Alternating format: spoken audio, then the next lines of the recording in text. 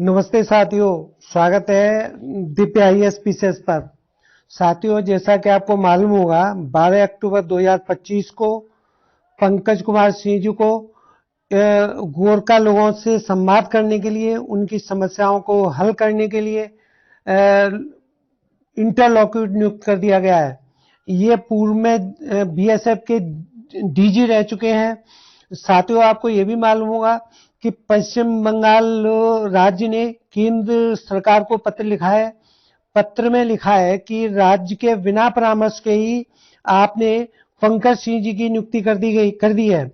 और जबकि जीटीए समझौते के अनुसार, जो कि जीटीए समझौता 2011 को राज्य, केंद्र सरकार और गोरखा लोगों के बीच हुआ था, बस यहीं से ये मुद्दा जन्म लेता है। हम एक एक करके दर इस मुद्दे को समझते हैं। इसके लिए हमको सबसे पहले ये समझना पड़ेगा कि देखो, केंद्र सरकार ने का मानना ये है कि पंकज सिंह जी की नियुक्ति गोरखा लोगों से संवाद करने के लिए और उनके विकास के लिए की गई है। और साथ में केंद्र सरकार का पक्ष ये भी है कि यहाँ पर चिकन नेक का एक संवेदनशील क्षेत्र है, जिसके मद्देनजर इनकी नियुक्ति बहुत ही आवश्यक थी। अब यहाँ प्रश्न उठता है कि ये चिकन नेक क्या है, गोरखा समस्या क्या है, और संवेदनशील क्षेत्र के लिए भारत की तैयारी क्या क्या है। तो सबसे पहले आइए हम समझते हैं सिलीगुड़ी कॉरिडोर चिकन नेक क्या है। तो चिकन नेक जिसको हम कहते हैं उसी को सिलीगुड़ी कॉरिडोर भी कहते हैं। देखिए, ये चिकन नेक ये भारत को ये भारत का मुख्य भाग है और पूर्वोत्तर क्षेत्र है। ये चिकन नेक के माध्यम से ही मुख्य भाग से जुड़ा हुआ है, भारत के मुख्य भाग से जुड़ा हुआ है। चिकन नेक 22 किलोमीटर चौड़ी पट्टी है जो पूर्वोत्तर भारत को मुख्य भारत से जोड़ती है। यहाँ पर एक चीज और देखने की बात है कि इसी चिकन नेक के पास में नेपाल, भूटान, बांग्लादेश और ये चाइना, ये 4 पड़ोसी देश हैं। इसके कारण ये बहुत ही संवेदनशील क्षेत्र है और इसको हम थोड़ा फिर इसको समझाने का प्रयास करेंगे। ये 22 किलोमीटर जो क्षेत्र है ना, ये चिकन नेक है, ये बहुत ही कम चौड़ी पट्टी है, संवेदनशील है। देखिए, इधर से बांग्लादेश और इधर से नेपाल। चाइना किसी न किसी अन्य प्रकार नेपाल और बांग्लादेश को उकसा कर या भड़का कर इसको समस्या को और गंभीर बना देता है। अब हम इसके बाद में समझने का प्रयास करेंगे ये गोरखा समस्या क्या है। गोरखा समस्या, ये गोरखा क्षेत्र, सबसे पहले हम समझते हैं गोरखा क्षेत्र कौन कौन सा है। ये वैसे समस्या 1909 में ब्रिटिश काल से चली आ रही है। इसमें दार्जिलिंग के क्षेत्र है, कलिम्पोंग, जलपाईगुड़ी और अलीराजपुर और कूच बिहार जैसे क्षेत्र इसमें शामिल हैं। और यहाँ के निवासी जो गोरखा बोले जाते हैं, ये मूल रूप से नेपाल के रहने वाले थे, लेकिन ब्रिटिश काल में ब्रिटिश सेनाओं के लिए आवश्यकता थी और चाय के बागानों में काम करने के लिए ये लोग आकर यहाँ पर आके बस गए थे। लेकिन ये धीरे धीरे करके अन्य क्षेत्र विकास कर गए। इनका अभी विकास अभी पिछड़ेपन स्तर पर है, इसीलिए ये इनके सामने समस्या खड़ी हुई है। इसके लिए भारत सरकार ने संवाद के माध्यम से 1988 में एक दार्जिलिंग गोरखा हिल काउंसिल बनाई, लेकिन इनसे इनकी समस्याओं का समाधान नहीं हुआ। इसके बाद में 2011 में जीटीए समझौता हुआ। इसमें इस क्षेत्र को कुछ स्वायत्तता दे दी गई और इनकी परिषद बना दी गई। ये समझौता पश्चिम बंगाल राज्य और केंद्र सरकार और गोरखा लोगों के बीच हुआ। यहाँ के इसी क्षेत्र को गोरखा समस्या और सिलीगुड़ी कॉरिडोर की संवेदनशीलता को देखते हुए यहाँ पर चाइना पाक, ये दोनों नेपाल और भूटान को भड़काकर ये चारों लोग इस क्षेत्र को अस्थिर बनाने का प्रयास करते रहते हैं और ऐसा प्रयास करते हैं कि इस चिकन को काट दिया जाए तो पूर्वोत्तर हिस्सा भारत से, मुख्य भारत से अलग हो जाएगा। दूसरे नंबर ये केंद्र और राज्य के बीच में तनाव बढ़ाना चाहते हैं और तीसरे स्तर पर ये गोरखा लोग और मैदानी क्षेत्रों में रहने वाले लोगों के बीच में ये विवाद बढ़ाना चाहते हैं। इसके लिए अब हमने जान लिया कि ये एक बहुत संवेदनशील क्षेत्र है, यहाँ पर गोरखा समस्या है। इसी कारण इन पंकज सिंह जी की नियुक्ति यहाँ पर अभी सरकार ने की थी। अब यहाँ पर भारत की तैयारी क्या क्या है? नंबर एक बात तो यहाँ पर सेना का डिप्लॉयड कर दिया गया है और विकास का केंद्र बिंदु बनाया गया है। तो सबसे पहले हम सेना के संदर्भ में समझते हैं। इसमें भारी मात्रा में सेना डिप्लॉयड कर दी गई है। ये सेना के जवान यहाँ गश्त कर रहे हैं और एक अभेद दुर्ग बना दिया है। इसके साथ साथ में यहाँ पर राफेल विमान भी तैनात कर दिए गए हैं। ये राफेल वही राफेल हैं, इन्होंने पाकिस्तान में ऑपरेशन सिंदूर के समय पर कैसे आतंकवादी कैंपों को नष्ट किया था और ये ब्रह्मोस मिसाइल इसी राफेल से ये गिराई गई थी। इस ब्रह्मोस मिसाइल ने पाकिस्तान के आतंकवादी कैंपों को नेस्तनाबूद कर दिया था और आग के गोले में बदल दिया था।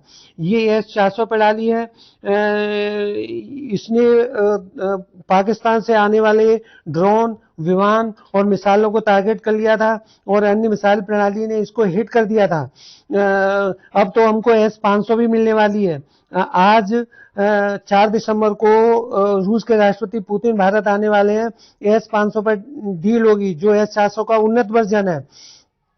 अब हम ये समझने का प्रयास करेंगे कि ये यहाँ पर जो ये युद्ध सामग्री और सेना का ये इतना जमावड़ा किया गया है, ये संवेदनशील क्षेत्रों को समझते हुए किया गया है।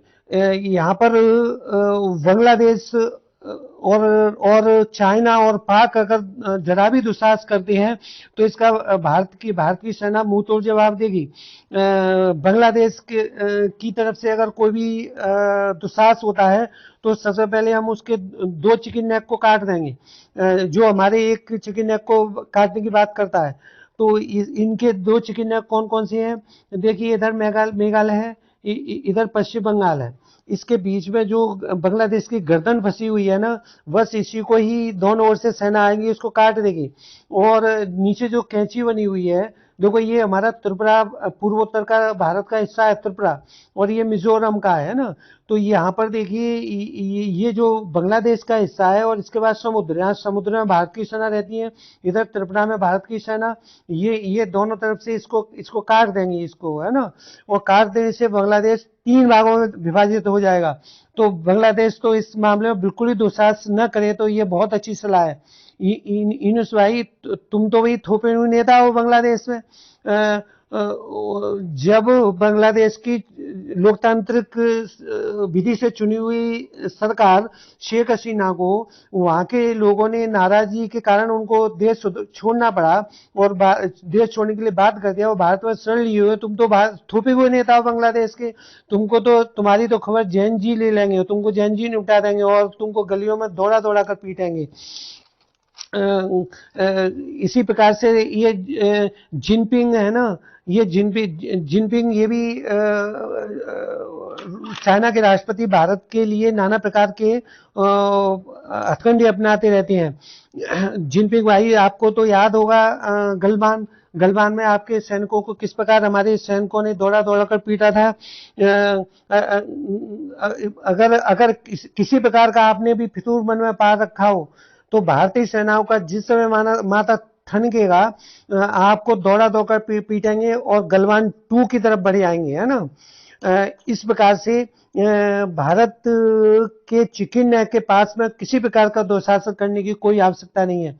भारत ने इसके साथ साथ में एक विकास के आधार पर भी इस क्षेत्र को विकास, जिसे ये लोग, यहाँ का समाज, यहाँ के लोग भारत से जुड़े रहें और यहाँ की समस्या दूर होती रहें। तो आंतरिक रूप से मजबूत होने के लिए यहाँ का विकास को केंद्र बनाया है। इसके लिए भारत सरकार गोरखा लोगों से बराबर संवाद करती रहती है। साथ साथ में यहाँ पर कनेक्टिविटी के लिए बहुत ही भारत सरकार तैयार है। इसके लिए भारत सरकार ने, जैसे कि ये कोलकाता है, कलकत्ता से ये जो कोई भी सामान आता है, सेना या कोई माल है या कोई व्यापार है, या अपने क्षेत्र त्रिपुरा मिजोरम में जाना है, तो सबसे पहले हमें बर्मा आना पड़ता है सितवे बंदरगाह। फिर इससे होते हुए हम एजोल मिजोरम जाते हैं, फिर त्रिपुरा और पूर्वोत्तर चले जाते हैं। एक मार्ग है सीधा सीधा, वो सिलीगुड़ी होके था, ये मार्ग दूर पड़ता है। तो कलकत्ता बंदरगाह से भी इधर पहुंचा जा सकता है पूर्वोत्तर क्षेत्र में। लेकिन अभी अभी जो मैं जस्ट बात करता आया हूँ, बांग्लादेश की चिकन्या को जब काट दिया जाएगा तो ये त्रिपुरा सीधे समुद्र से मिल जाएगा।